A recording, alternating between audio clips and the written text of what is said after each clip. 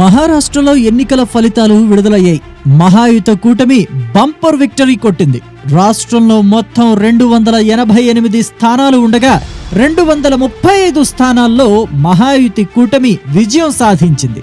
దీంతో భారతీయ జనతా పార్టీ నాయకులు, శ్రేణులు, కార్యకర్తలు సంబరాల్లో మునిగిపోయారు. ఇదంతా బాగానే ఉన్నా ఇక ముఖ్యమంత్రి ఎవరా అన్న ప్రశ్నకు అనేక రకాల సమాధానాలు వినిపిస్తున్నాయి.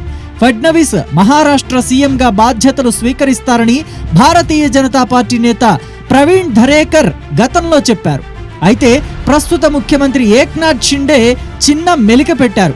అత్యధిక స్థానాలు సాధించిన పార్టీకే ముఖ్యమంత్రి పదవి ఇవ్వాలన్న నియమమేమీ లేదని వ్యాఖ్యానించారు.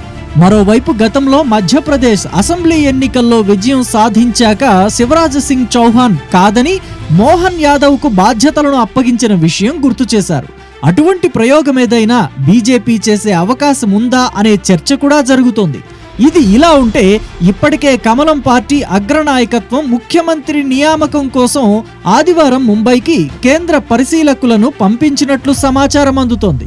సీఎం పదవిపై మహాయుతి కూటమిలోని మిత్రపక్షాలైన షిండే నేతృత్వంలోని శివసేన, ఎన్సీపీకి చెందిన అజిత్ పవార్ వర్గంలో బీజేపీ కేంద్ర పరిశీలకులు చర్చలు జరపనున్నారు. అయితే మహాయుతి గెలిచిన తరువాత షిండే ఇంటికి ఫడ్నవీస్, అజిత్ పవార్లు వెళ్లారు. ఒకరికొకరు శుభాకాంక్షలు తెలుపుకున్నారు. ఆ సందర్భంగా మీడియా సమావేశం కూడా నిర్వహించారు.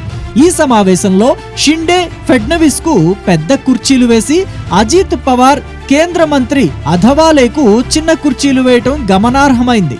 దీంతో కొత్త చర్చకు దారితీసింది. షిండే, ఫడ్నవీస్లలో ఎవరో ఒకరు సీఎం అవ్వడం ఖాయంగా కనిపిస్తోంది. అంటే అజిత్ పవార్ ను సీఎంగా చూడలేమన్న చర్చ కూడా జోరందుకుంది. మరోవైపు కూటమిలోని 3 ప్రధాన పార్టీలు కలిసి ముఖ్యమంత్రి ఎవరనే దానిపై నిర్ణయం తీసుకుంటాయని ఫడ్నవీస్ తెలిపారు. ముఖ్యమంత్రి పదవిపై వివాదమేమీ లేదని కూడా స్పష్టం చేశారు. ఇది ఇలా ఉంటే మహారాష్ట్ర ఎన్నికల్లో భారతీయ జనతా పార్టీ గొప్ప మెజారిటీ సాధించేందుకు మహాయుతి విజయానికి అహోరాత్రులు శ్రమించిన ఆయనకు సీఎం పీఠం దక్కడం ఖాయంగా కనిపిస్తోందని బీజేపీ నేతలు అంటున్నారు. ఈ నేపథ్యంలో ఢిల్లీకి రావాల్సిందిగా ఆయనకు బీజేపీ అధినాయకత్వం నుంచి పిలుపు కూడా వచ్చినట్లు సమాచారం. అయితే ఈ అంశంపై ఆచితూచి వ్యవహరిస్తున్నారు ఫడ్నవీస్. మహారాష్ట్ర సీఎం పదవి చేపట్టే వారి జాబితాలో బీజేపీ నేత, ప్రస్తుత ఉప ముఖ్యమంత్రి దేవేంద్ర ఫడ్నవీస్ పేరు లిస్టులో ముందు ఉన్నట్లు వార్తలు వినిపిస్తున్నాయి.